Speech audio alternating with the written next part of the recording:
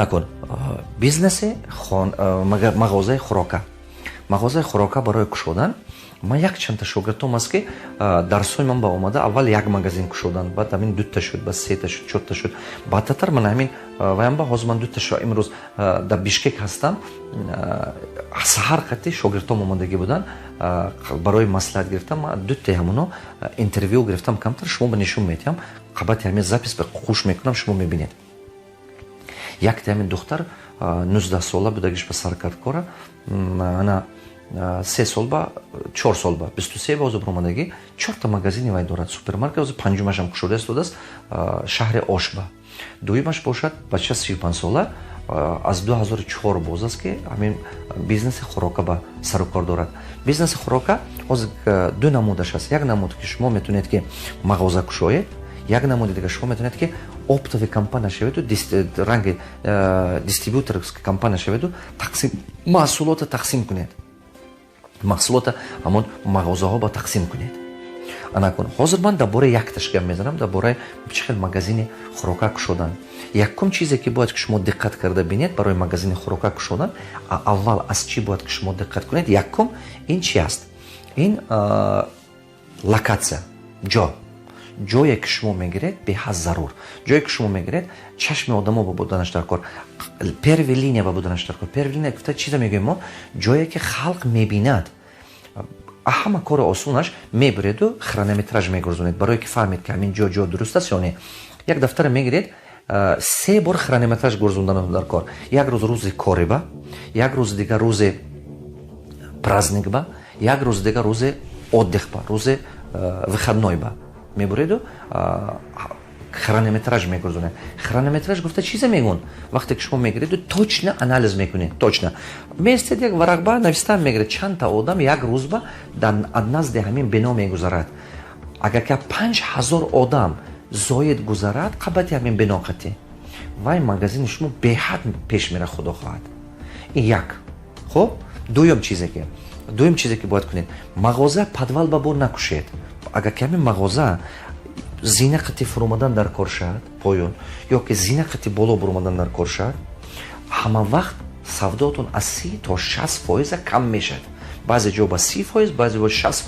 اگر که با نسبت راو نبودگیش حرکت کنید که مغازه راو نباشد همین آدم بیاد راو ندارد این خیلی زینه پای قطعی بالا نبرد پایون نفراد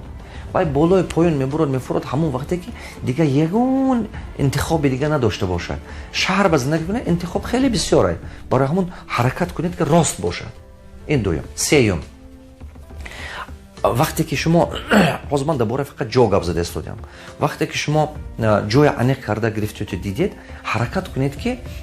نغز افورمت کنید مغازینه مغازاتون باید که زیبا باشد مغازاتون باید که چشم بزده است яркий باشد دلنشین باشد این به حد ضرور چون که شما خوراک میفروشید وقتی که شما خوراک میفروشید حرکت کنید که مغازه دل آدم به نزدیک باشد وقتی که مغازه دلنشین است و яркий است خود همون هوا یک حلاوت دادن به اتمسفر خوب داشته باشد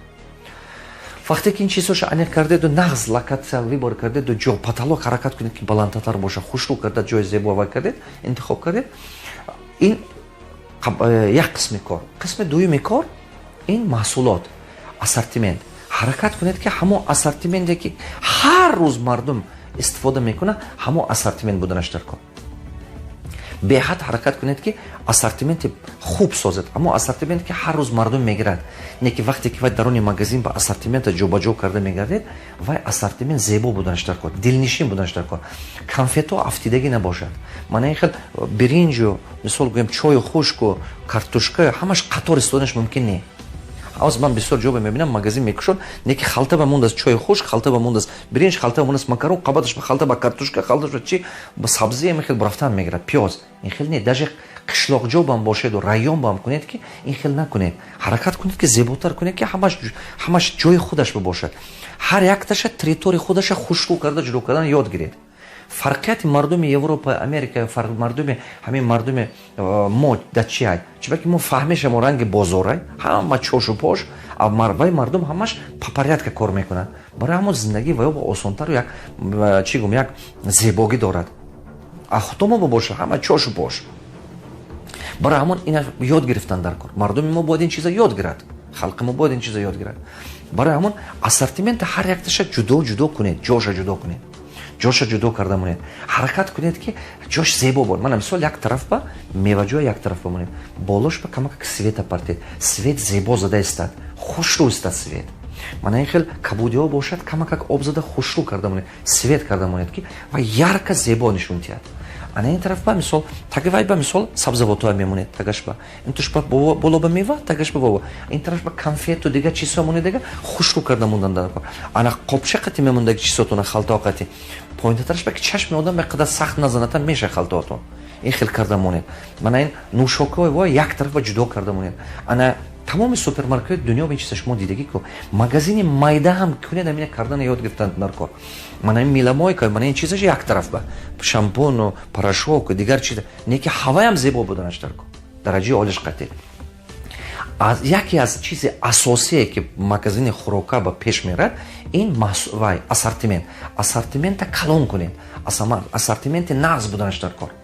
انا یک چیز دیگه شه خالدلنیکی که شما کلباسا و گوشت و من این چیزا میمونید. همین خالدلنیکا وای رزمر دارد. یک چیز خطایی که بسیار مغازین خوراکا با من میبینم من همیشه وای هر یک خالدلنیک ممکن که مثال بگیم 20 کیلو کلباسا با وای زورش میرسه اخراجات کردن با. شما 50 کیلو میمونیدش. وقتی که شما 50 کیلو میمونیدش وایران میشه. وایران میشه شمی که خود همون کلباسا زورش نمیرسه خالدلنیک همون گوشت همون جو بودگی یا کلباسا بودگی سالقی نگاه دارد. چون که شما حجمش زیاد وای کرده استوده یا که وقتی که شما با گوشت میبرین همون پاستافشکاتون یا که کلباسا میبرین یا که گوشت میبرین چی وای گرفته پروداویت شما بیرون میموند و اول یک ساعت نیم ساعت دو ساعت اینجا بیرون میستاد بعد خالدین میموند уже سراغ همون گوشتون تیز وایران میشه. شما باید که همین نازکی‌ها کنترل کنید، این نازکی‌ها نمانید که مثلا همین با دقت کنید که خاطر نموند این چیزا با که این همین مونده یک تا دو تا سه تا خطای کردید همه خطای زیاد شده پلاتون نیست شده میگیرد. اینا کنترل کنید. فهمیدید؟ اسورتیمنت با قوت کنید. انا کن یک چیز اساسی که شما باید که پروداکت‌های مغازین با کنترل کنید این چیه؟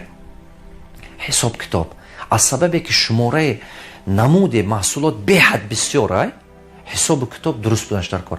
اول حرکت کنید که پروگرام ابسپیچینی مونید. ادینس بوکالتر قطعی سایدینیت کنید و تا هوا نکنید شما یگون وقت مغازین خوب ساختن نمیتونید. اون مثلا ما در قشلاق جا با مغازین چه میمونن دفتر بنویسن میگیرن اقل هوا کردن تون در کار اقل همون دفتر بنویسن در کار این کمش با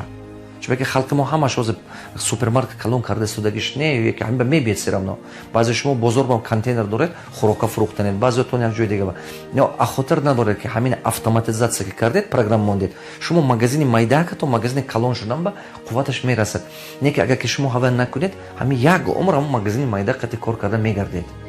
برای همون البته همین اپتیکا ببینید مایده هم کم که باشه اپتیکا از سببی که نمود محصولات بسیاره البته программное обеспечение دارد و هوا اینتگراسیا ادینس قطعی آسانه. شما با میکره کردنتون در کار مغازین مایده هم باشد مغازین کلون هم باشد وقتی که با مغازین در آوردید آسانه حساب کتاب. برای همین یک چیز اساسی این بیزنس این учет کنترل حساب کتابه. اگر شما این کار کردن نمیتونید هست کمپانیایی که همین خیلی программное обеспечение شما با اومده تیار کرده ساخته نشون داده یاد داده میبرند. شما یا بدم کمپانیایی پیشنهاد کنید پولش تیت شما که میخواهید که بیزنس کشید همین پوره کردن یاد گیرید.